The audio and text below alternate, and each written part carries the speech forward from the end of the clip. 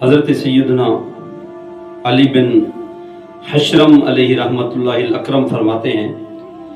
مجھے حضرت سیدنا فضیل بن عیاض علیہ رحمۃ اللہ الوہاب کے بارے میں ایک پڑوسی نے بتایا کہ توبہ سے قبل حضرت سیدنا فضیل بن عیاض رحمۃ اللہ تعالی علیہ بہت بڑے خطرناک قسم کے ڈاکو تھے، اور صرف ڈاکو نہیں بلکہ ڈاکوؤں کے بھی سردار تھے۔ ان کے بارے میں آتا ہے کہ یہ اکیلے پورے قافلے کو لوٹ لیا کرتے تھے، اپنے وقت کے اتنے بڑے خطرناک قسم کے ڈاکو تھے۔ ایک مرتبہ ایسا ہوا کہ ایک قافلہ ان کے علاقے کے قریب سے گزر رہا تھا، تو انہیں وہیں رات ہو گئی، قافلے والوں کو ان کے علاقے کے قریب۔ آپ جب حضرت سیدنا فضیل بن عیاض اس قافلے کے اوپر ڈاکہ ڈالنے کی نیت سے ان کے قریب گئے تو ان قافلے والوں میں سے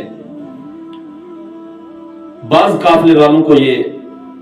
کہہ رہے تھے جو الفاظ فضیل بن عیاض نے بھی سنے، اور کہنے والے کہہ رہے تھے کہ تم اس بستی کی طرف نہ جاؤ بلکہ کوئی اور راستہ اختیار کر لو، یہاں فضیل نامی ایک خطرناک ڈاکو رہتا ہے، وہ تمہارا مال بھی چھین لے گا اور تمہیں جانی نقصان بھی پہنچا سکتا ہے، تو بہتر یہ ہے کہ تم اس بستی کی طرف جانے کا قصد نہ کرو۔ جب قافلے والوں کی یہ آواز فضیل بن عیاض نے سنی نا، تو اس پر خوف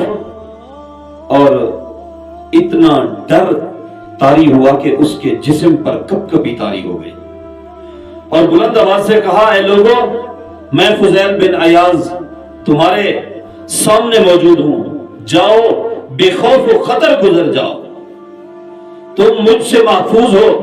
خدا عز و جل کی قسم آج کے بعد میں کبھی بھی اللہ عز و جل کی نافرمانی نہیں کروں گا، رب کریم کی نافرمانی والے کام کبھی نہیں کروں گا۔ اتنا کہہ کر آپ رحمت اللہ تعالی علیہ وہاں سے چلے گئے اور اپنے پچھلے تمام گناہوں سے